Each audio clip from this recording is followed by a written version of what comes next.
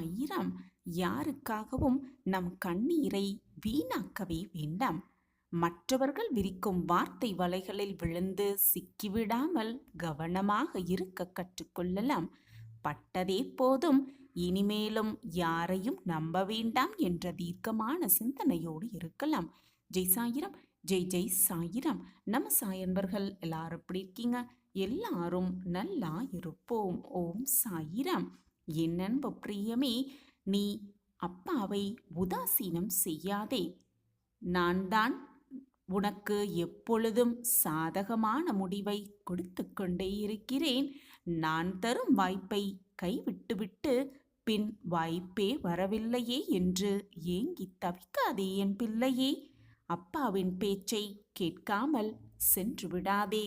யாருக்காகவும் உன்னுடைய கண்ணீரை வீணாக்காமல் இருக்க கற்றுக்கொள். ஆம் என் குழந்தா, மற்றவர்களுக்காக உன்னிடம் இருக்கும் ஏதோ ஒன்று தேவைப்படுகிறது என்பதை புரியும் வரை மற்றவர்களுக்காக நீ செய்ய இருப்பதை செய்து கொண்டே இருக்காதே.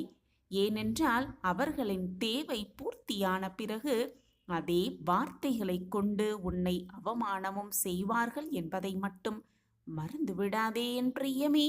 உனக்கு கிடைக்க வேண்டிய உரிமை கிடைக்கும் இடத்தில் உறவாக நின்றுவிடு.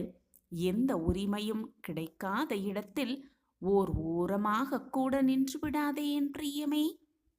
உன்னை புரிந்து கொள்ள யாருமே இல்லை என்ற கவலை ஒருபோதும் உனக்கு வேண்டவே வேண்டாம். ஏனென்றால் எதையும் சொல்லி புரிய வைக்க உன்னுடைய வாழ்வு ஒன்றும் புத்தகமில்லையே. ஏன் அதை புரிந்து கொள்ளவே மறுக்கிறாய்? ஒருவருக்கு உன்னை பிடிக்கவில்லை என்றால் அவர்களோடு சேர்ந்து இருக்க போராடாமல் இருக்க கற்றுக்கொள். உன்னை நீயே தனிமைப்படுத்தி கொள்ள கற்றுக்கொள். நீதான் சிலரை உயிராக நேசிக்கிறாய், ஆனால் அவர்கள் உன்னை ஒரு உயிராகவே நினைப்பது கூட இல்லை என்பதை எப்பொழுதுதான் உணரப்போகிறாய்? என் அன்பு பிரியமே, மற்றவர்களுக்காக உன்னுடைய கண்ணீரை வீணாக்காதே. பட்டதே போதும், இனிமேலும் யாரையும் நம்பாமல் இரு. அப்படியே யாரையும் நம்பிவிடாதே. என்னதான் உனக்கு நெருங்கிய உறவாக இருந்தாலும் அவர்களிடம் முழுமையாக உரிமை எடுத்துக்கொள்ளாமல் இரு. உரிமை என்பது அவர்களுடைய உடைமை. அந்த உறவு சிறு குழந்தையாக இருந்தாலும் சரி, மற்றவர்களுடைய உடைமையை பறிப்பது என்பது அவ்வளவு நல்ல காரியம் அல்ல என் பிரியமே. உனக்கு கிடைத்திருக்கும் எல்லா நேரத்தையும் உனக்கு சாதகமாக பயன்படுத்தி கொள்ள கற்றுக்கொள். உனக்கு சாதகமாக பயன்படுத்தி கொள்ள கற்றுக்கொள். நேரத்தை வீணாக்கி விடாதே. எப்பொழுதுமே நேரத்தை வீணாக்கி விடாதே. வாழ்க்கையில் மகிழ்ச்சியாக இருந்தால் மட்டும் போதாது என் பிரியமே. நிம்மதியும் கொஞ்சம் இருக்க வேண்டும். அதனால் மனதை எப்பொழுதும் நிதானமாக வைத்துக்கொள், நிம்மதியாக வைத்துக்கொள். தேவையில்லாமல் உன் கண்ணீரை நீயே வீணடித்து விடாதே. என் அன்பு பிரியமே, மற்றவர்களுக்காக மட்டுமே நீ வாழ ஆரம்பித்து விட்டால் பிறகு உன்னுடைய வாழ்வே போய்விடும். உனக்கு பிடித்தமான வாழ்வை உனக்கு உண்மையான உறவுகளோடு வாழ்வதுதான் அற்புதமான பொக்கிஷம். அதுதான் சொர்க்கத்திற்கான ஒரே வழி.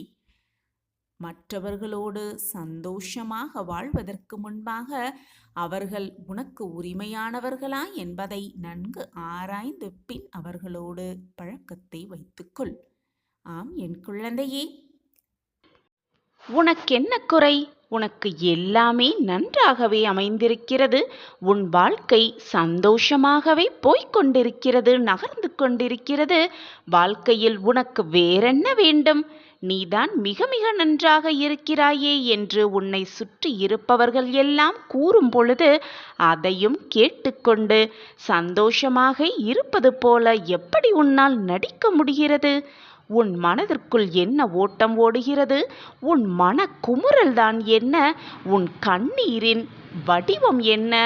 அதன் நிறம் என்ன என்பது அனைத்தையும் நான் ஆராய்ந்து கொண்டுதான் இருக்கிறேன். முன்பெல்லாம் எதற்கெடுத்தாலும் எது நடந்தாலும் வானமே இடிந்து உன் தலையில் விழும் சூழ்நிலை வந்தாலும் எதற்குமே அஞ்ச மாட்டாய். கண்ணீரை மறந்தும் கூட வெளியே வரவிடமாட்டாய். ஆனால் இப்பொழுது உன் மனவேதனையால் மற்றவர்கள் முன் சந்தோஷமாக இருப்பதைப் போன்று காட்டிக்கொண்டிருப்பதால் அந்த கண்ணீரின் ஆழத்தையும் அந்த கண்ணீரின் அருமையையும் இப்பொழுது நீ உணர்ந்திருக்கிறாய். பிள்ளையே, கண்ணீரே கண்களில் இல்லாதது போல வற்றி போகும் அளவிற்கு உன்னால் முடிந்தவரை அழுதுவிட்டாய். ஆனால் தனிமையில் நீ வடித்த கண்ணீரை யாருமே பார்க்கவில்லை என்று நீ நினைத்து கொண்டிருக்கிறாய். ஆனால் உன் சாயப்பாவின் சகலமும் அறிந்தவர். நீ செய்வது, நீ எண்ணுவது, நீ மனதால் நினைப்பது எல்லாமே எனக்கு தெரியும். கவலைப்படாதே என் பிள்ளையே, உன் கண்ணீருக்கு பதில் சொல்லும் நேரம் வந்துவிட்டது. நீ தனிமையாக வடித்த அத்தனை கண்ணீருக்கும் உனக்கான பதிலை நான் உனக்கு கொடுப்பேன். உன்னுடைய சோதனையான காலத்திலிருந்து, மனவேதனையான அந்த காலத்திலிருந்து உன்னை வெகு தொலைவிற்கு நான் உன்னை கூட்டிச் செல்லப் போகிறேன். இனி உன் வாழ்க்கையில் நீ மற்றவர்களுக்கு முன்பால் சந்தோஷமாக இருப்பதைப் போல காட்டிக்கொண்டிருந்தாயே, அந்த வாழ்வு நிஜமாகவே நிஜமாகப் போகிறது. மற்றவர்களுக்கு முன்னால் மட்டுமே நீ சந்தோஷமாக இருப்பதைப் போல காட்டிக்கொண்டிருந்தாய் அல்லவா? அந்த சந்தோஷம் எப்பொழுதுமே உனக்கு நிரந்தரமாக கிடைக்கப் போகிறது. தனிமையிலும் நீ அந்த சந்தோஷத்தை உணரதான் போகிறாய். இனி கண்ணீர் என்ற சொல்லிற்கே உன் வாழ்க்கையிலே இடமில்லை. இதுநாள் வரை மானம், அவமானம், இன்பம், துன்பம், கஷ்டம், வேதனை, சோதனை அனைத்தையும் பார்த்துவிட்டாய். இனி உன் வாழ்வில் எல்லாமே மாற்றம் காலமாக வரப்போகிறது. இனி உன் வாழ்க்கையில் மாறப்போகும் அந்த நிகழ்வுகளை பார்த்து நீயே ஆச்சரியத்தால் திளைத்து நிற்கப் போகிறாய்.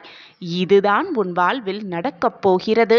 கண்ணீரற்ற வாழ்வை வரமாகவே பெறப்போகிறாய்.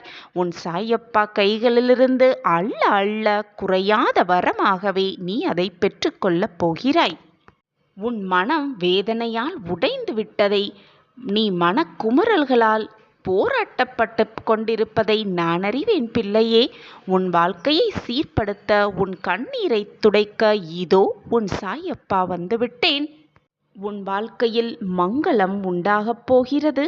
பொற்காலம் உனக்காகவே காத்து கொண்டிருக்கிறது. இது நடக்கும், நிச்சயமாக நடக்கும். இன்னும் கொஞ்சம் காலம் பொறுத்துக்கொள் என் கண்மணியே.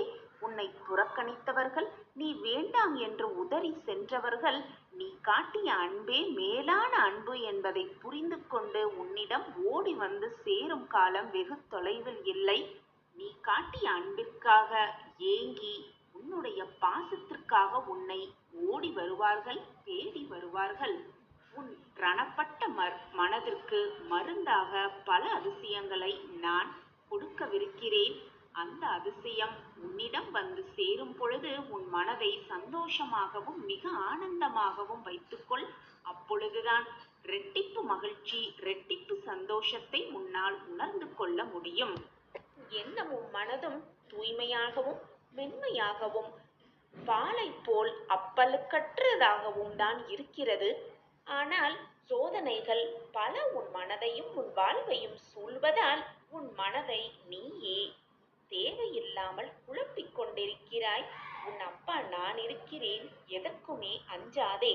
சோதனைகள் உன்னை தாக்கும் பொழுது ஓம் சாயிராம், ஓம் சாயிராம், ஓம் சாயிராம் என்று சொல்லிக்கொண்டே இரு. சோதனைகள் உன்னை விட்டு விலகுவதை உன் மனம் உணரவே செய்யும். உன்னுள்ளே நான் வாசம் செய்து கொண்டுதான் இருக்கிறேன். என் பாதங்களை தொட்டு நீ வணங்கும் ஒவ்வொரு நொடியும் நான் அந்த ஸ்பரிசத்தை உணர்ந்து கொண்டுதான் இருக்கிறேன். படி ஒவ்வொரு முறையும் நீ என் காலை தொட்டு வணங்கும் பொழுது உன்னுடைய வெற்றி நிச்சயமாக உன் அருகில் வந்து கொண்டே இருக்கிறது என்பதை முதலில் புரிந்து கொள். உன் அப்பா நான் இருக்கிறேன். உன் வாழ்க்கையில் துன்பத்தை மட்டுமே அனுபவிக்க நான் விடமாட்டேன், அனுபவிக்கவும் மாட்டேன் என்று நம்பிக்கையோடு இரு. அப்பா இருக்கிறார், என் வாழ்க்கையை மீட்டெடுப்பார், நல்ல நிலைமைக்கு என்னை கொண்டு வைப்பார் என்ற நல்ல எண்ணத்தை மனதில் வளர்த்துக்கொள். நீ எனக்கு நன்றி சொல்லும் நேரம் வந்துவிட்டது. உன் வாழ்க்கையில் இருக்கும் அத்தனை பிரச்சனைகளையும் என்னுடைய காலடியில் சமர்ப்பித்துவிட்டு நீ உன் வாழ்க்கையில் அமைதியாக வாழ முடிவு செய்து விட்டாயல்லவா?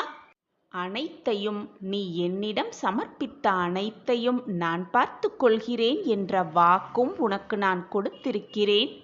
இதோ உன்னுடைய எல்லா பிரச்சனைகளும் எல்லா துன்பங்களும் ஒரு முடிவுக்கு வந்து நீ என்னிடம் வந்து நன்றி மேல் நன்றி சொல்லும் நேரம் உன்னை நெருங்கிக் கொண்டிருக்கிறது. என் பிள்ளையில் மனதில் என்ன இருக்கிறது, மனதில் என்ன ஓடிக்கொண்டிருக்கிறது என்பதை உன் அப்பாவாகிய எனக்கு தெரியாமல் இருக்குமா, அல்லது புரியாமல் தான் போய்விடுமா? நீ சொன்னால்தான் எனக்கு புரியும் என்றில்லை. நீ என்ன செய்து கொண்டிருக்கிறாய், உன் மன ஓட்டம் என்ன, நீ எப்படி வாழ்ந்து கொண்டிருக்கிறாய், உன் வாழ்க்கையில் என்னென்ன சோதனைகளை சந்தித்து கொண்டிருக்கிறாய், அனைத்துமே உன் சாயப்பா பார்த்து கொண்டுதான் இருக்கிறேன். அனைத்தையும் எனக்கு அறிந்து கொண்டுதான் இருக்கிறேன். உன்னுடைய மன வலிமையை சோதிக்கும்படிதான் எல்லா நிகழ்வுகளும் உன்னை சுற்றி நடந்து கொண்டிருக்கிறது என்பதையும் நான் பார்த்து கொண்டுதான் இருக்கிறேன். எல்லாம் சுகமாகப் போகிறது, எல்லாம் உனக்கு சாதகமாகப் போகிறது என்றுதான் கூறிக்கொண்டே இருக்கிறீர்கள். ஆனால் எந்த மாற்றமும் நிகழ்வதற்கான எந்த அறிகுறியுமே எனக்கு தோன்றவே இல்லையே சாயிநாதரே என்று நீ என்னிடம் என்னை கேள்விக்குறியோடு பார்ப்பது எனக்கு தெளிவாகவே புரிகிறது. எதுவுமே மாறவில்லை என்று வருத்தம் கொள்கிறாயா? இந்த உலகத்தில் உள்ள அனைவருக்குமே நேர்மறை காலம், எதிர்மறை காலம் என்ற 2 காலம் மாறி மாறி வந்து கொண்டேதான் இருக்கும். அப்படி எந்த காலமாக இருந்தாலும் சரி, என்னுடைய பார்வை எப்பொழுதுமே என் பிள்ளைகள் மீதுதான் இருக்கும். அது நேர்மறையான காலமாக இருக்கும் பட்சத்தில் என்னுடைய உதவி உனக்கு மிக சுலபமாகவே கிடைத்துவிடும். அதுவே எதிர்மறையாக காலமாக இருக்கும் பட்சத்தில் என்னுடைய உதவி கிடைக்க சிறிது கால தாமதமாகும். ஆனால் தப்பாமல் கிடைத்தே விடும். நான் உன்னுடைய மனதில் சிம்மாசனம் போட்டு அமர்ந்திருக்கிறேன். உன் கஷ்ட காலத்திலிருந்து உன்னை விடுவிக்க, உன் கர்மாவிலிருந்து உன்னை விடுவிக்க, உன் போராட்ட காலத்திலிருந்து உன்னை விடுவிக்க அத்தனை அவதாரங்களும் நான் எடுப்பேன். இது சர்வ நிச்சயமாக நடக்கும். உன் வாழ்வில் அதிசயத்தை நான் நிகழ்த்தி காட்டுவேன். எனக்கு நன்றி சொல்லும் நேரமும் உனக்கு நெருங்கிவிட்டது. எனவே எதை நினைத்தும் பயப்படாதே, முடிந்ததை நினைத்து வருத்தப்படாதே, வரப்போவதை நினைத்து கலங்காதே. நடப்பது அனைத்தும் நன்மைக்கே என்று தீர்க்கமாக நம்பு. நீ பாபாவை சரணடைய அடைய வியக்கத்தக மாற்றம் உன் வாழ்வில் மட்டுமல்ல, உன்னிலும் நீ காண்பாய். குழந்தையே, உன் அப்பாவின் மீது நம்பிக்கையுடைய யாருமே அவ்வளவு எளிதாக கலங்கிவிட மாட்டார்கள். மலை போல் கவலை இருந்தாலும் என் அப்பா அதை பார்த்து கொள்வார் என்று சுலபமாக அந்த மலையை தகர்த்து எடுத்து விடுவார்கள். குழந்தையே, யார் உன்னை தூற்றினாலும் ஏளனமாக பேசினாலும் அதை பற்றி சிறிது கூட கவலைப்படாமல் உன் வேலையை திறம்பட நீ செய்து கொண்டே இரு. எதற்காகவும் யாருக்காகவும் உன் மனதில் வேதனையை சுமந்து கொள்ளாதே. அது உன் உடம்பிற்கும் நல்லதல்ல, உன் வாழ்க்கைக்கும் நல்லதல்ல. நீ இப்பொழுது இந்த நொடி எதை நினைத்து யாரை நினைத்து இந்த பதிவை கேட்டுக்கொண்டிருக்கிறாயோ அது நிச்சயமாக உனக்கு நடக்கும், பலிக்கும். இது உன் சாயப்பாவின் சத்திய வாக்கேதான். புயலே வந்தாலும் அதை எதிர்க்கும் தைரியமும் நம்பிக்கையும் தன்னம்பிக்கையும் உன் மனதில் வலுப்பெறும். நீ சாயப்பாவின் பிள்ளைதானே? சாய் சரணம், சாய் சரணம் என்று சொல்லும் பொழுது உன் வாழ்வில் எந்த ஒரு பயமும் இருக்கவே இருக்காது. உனக்கான பொற்காலம் கூடிய விரைவில் வரப்போகிறது. போதும் உன் கஷ்டகாலம். இனி உன் வாழ்வில் எல்லாம் ஜெயமாகவே முடியும். இதோ உன் சாயப்பா வந்துவிட்டேன் குழந்தையே, உன் வாசல் தேடி. முடியட்டும் உன்னுடைய கஷ்டகாலங்கள் எல்லாம், விடியட்டும் உன்னுடைய நம்பிக்கையான விடியல். ஒரு ஆளாய் எத்தனை போராட்டங்களை சந்தித்து விட்டாய், எத்தனை கஷ்டங்களையும் தாண்டி வந்து விட்டாய். இப்பொழுது ஏன் பயப்படுகிறாய்? உன் அப்பா இருக்கிறேன் உனக்கு துணையாக. எல்லா பக்கமும் நான் இருக்கையில் வீணாக பயத்தை உன் மனதில் சுமந்து கொண்டே இருக்காதே என் குழந்தையே. கண்மணியே, இனி உன்னோடுதான் நான் பயணிக்கப் போகிறேன். உன் கஷ்டங்களெல்லாம் நீங்கி சுகமான பாதையில் பயணிக்கப் போகிறாய். உன்னுடைய கஷ்டகாலத்திலும் சரி, சந்தோஷ காலத்திலும் சரி, உன் அப்பா உன் அருகிலேயே இருந்து உன்னோடு பயணிப்பேன். என் பார்வை எப்பொழுதும் உன் மீதுதான் உள்ளது. என்னை மீறி உன்னை எந்த தவறோ தீங்கோ கஷ்டமோ நஷ்டமோ நெருங்கவே முடியாது. உன்னை ஏமாற்றியவர்களும் உன்னை ஏளனமாக பேசியவர்களும் வாயடைத்து போகும்படி உன்னை வியக்கத்தகு மாற்றங்களை உன் வாழ்வில் கொண்டு வந்து சேர்ப்பேன் உன் சாயி தேவா. இதுவரை கஷ்டத்தை மட்டுமே அனுபவித்து வந்த என் குழந்தை இனி மகிழ்ச்சி, ஆனந்தம், சந்தோஷம், அற்புதம் எல்லாம் ஒரு சேர கிடைக்கும் பொழுது அந்த நேரத்தில் உன் மனதை கவலைகளுக்கு இடம் கொடுத்து விடாதே என் கண்மணியே. சந்தோஷமாக இரு. இதுவரை எந்த சோகம் வந்தாலும் முகமலர்ச்சியோடு புன்னகைத்தோடு இருந்தாய். இப்பொழுது அதே புன்னகையை உன் மனதில் மட்டுமல்ல உன் முகத்திலும் பதியவை. உன் அப்பா சொல்கிறேன் கேள். நான் இருக்கிறேன். நீ நினைத்தது, கேட்டது, விரும்பியது, ஆசைப்பட்டது எல்லாமே நடக்கும். கூடிய விரைவில் உன் மனதிற்கு ஒரு புது தெம்பு கிடைக்கும். அது எதையையும் நீ இழக்கவே மாட்டாய். உன்னை இழக்கும்படி நான் செய்துவிடவும் மாட்டேன். என் பிரியமான கண்மணியே, அனைவரும் கைவிட்டு விட்டார்கள் என்று நினைக்கும் வேளையில், மனம் வருந்தும் வேளையில் என்னுடைய கரம் உன்னை நோக்கி வரும். அதை இறுக்கமாக பற்றிக்கொள். நான் இருக்கிறேன். உனக்கு என்று எழுதப்பட்டது, உனக்கு என்று படைக்கப்பட்டது சர்வ நிச்சயமாய் அது உன்னிடமே வந்து சேரும். உனக்கானது எதையையும் யாராலும் எவராலும் தட்டி பறிக்கவே முடியாது. உனக்கு என்று இருப்பது எத்தனை தடைகள் வந்தாலும் 7 கடல் தாண்டினாலும் உன்னிடமே வந்து சேரும். அதே போல உனக்கு இல்லாத ஒன்று உன்னிடம் நிலைத்து இருப்பதும் இல்லை. என்னுடைய ஆசிர்வாதத்தால் இதுவரை உன் வாழ்க்கையில் நீ இழந்தது, நீ விரும்பியது அனைத்தும் உன்னிடமே வந்து சேரும். அதனால் எதை பற்றியும் கவலைப்படாதே என் செல்லமே. எது நீ இழந்தாலும், எது உன்னை விட்டு சென்றாலும், எது உன் மனதை காயப்படுத்தினாலும் உன் சாயப்பாவை மட்டும் நீ விலகவே இல்லை குழந்தையே. நானும் உன்னை விலகவே மாட்டேன். உன் சாயப்பா உன் மீது காட்டும் பரிவையும் பாசத்தையும் அன்பையும் நீ இதுவரை இழக்கவே இல்லை.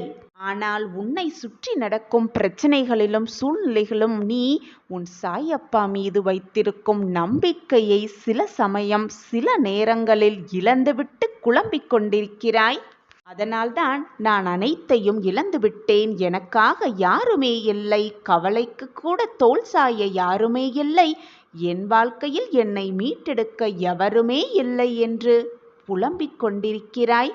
உன்னையும் வேதனைப்படுத்தி கொண்டு எப்பொழுதுமே உன் அருகில் இருக்கும் உன் சாயப்பாவையும் போட்டு குழப்பிக் கொண்டிருக்கிறாய் என் கண்மணியே.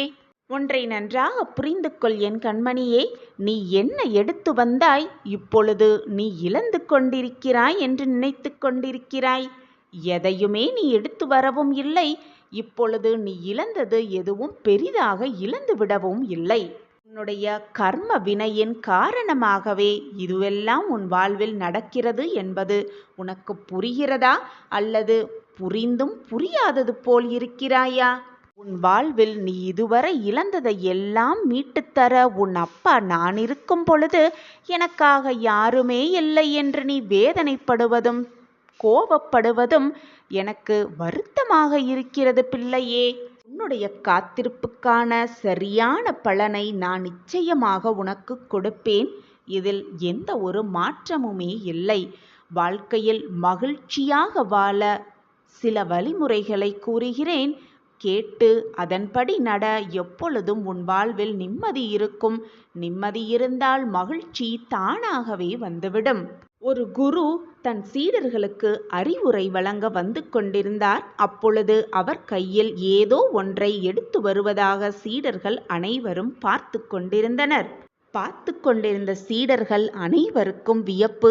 தன்னுடைய குரு கையில் என்ன கொண்டு வந்திருக்கிறார் என்பதை அறிந்து கொள்ள ஆவராக அனைவரும் குருவையே பார்த்து கொண்டிருந்தனர். அப்பொழுது குரு கையில் ஒரு சிறிய கயிறு இருந்ததை அனைவரும் பார்த்தனர். வந்த குருவும் தன்னிடத்தில் அமர்ந்து கொண்டார். சீடர்கள் அனைவரிடம் எதுவுமே பேசாமல் அவர் அமைதியாக இருந்தார். சிறிது நேரத்தில் தான் கொண்டு வந்திருந்த கயிற்றில் முடிச்சை போட்டுக்கொண்டே இருந்தார் அந்த குரு.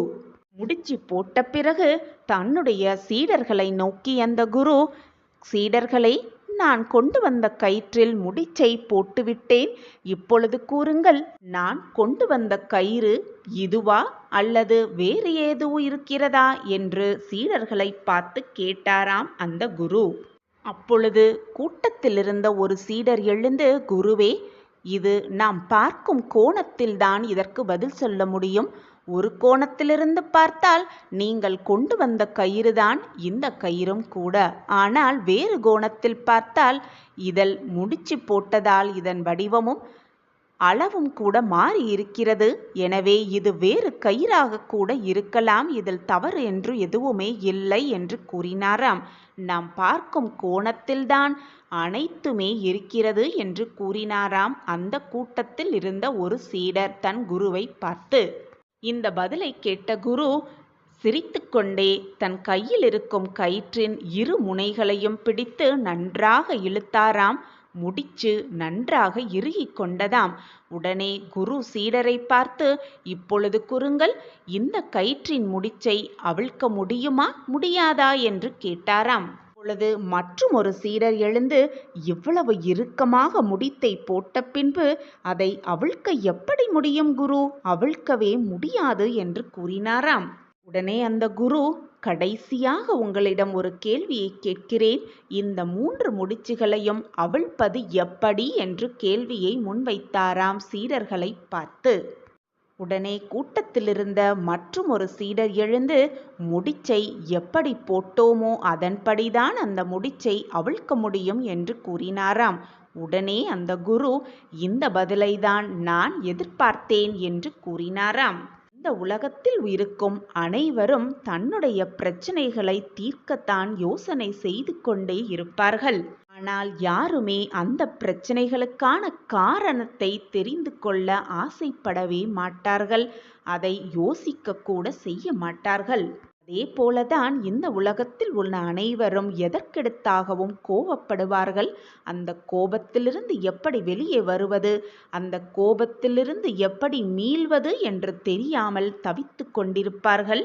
இந்த முடிச்சை போல அந்த கயிறின் அந்த முடிச்சை அவிழ்த்தால் கூட அந்த கயிறின் அடிப்படை குணம் எப்படி மாறாதோ, உன்னுடைய அடிப்படை குணமான மனித குணம் என்பது எப்பொழுதுமே மாறாது.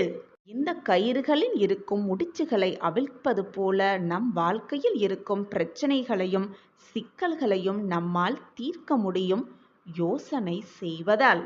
குழந்தையே, உன் வாழ்க்கையில் பிரச்சனைகளும் கவலைகளும் துன்பங்களும் இருக்கத்தான் செய்யும். அதே போல அந்த பிரச்சனைகளுக்கான தீர்வும் அந்த கஷ்டங்களுக்கான மருந்தும் அந்த வேதனைகளுக்கான வலி தீர்க்கும் மருந்தும் நிச்சயமாக இருக்கவே செய்யும். எனவே என் குழந்தையே, உன் வாழ்க்கையில் ஏற்படும் பிரச்சனைகளையும் தோல்விகளையும் பார்த்து பயந்து பயந்து அந்த பிரச்சனைகளுக்காகவே உன் வாழ்க்கையை வீணாக செலவழித்து கொண்டிருக்கிறாய்.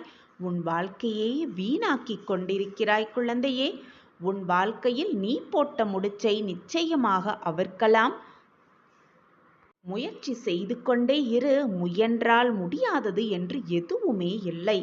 உன் வாழ்க்கையை நீ மகிழ்ச்சியாக வாழ வேண்டும் என்று நினைத்தாலே நீ மகிழ்ச்சியாக வாழலாம்.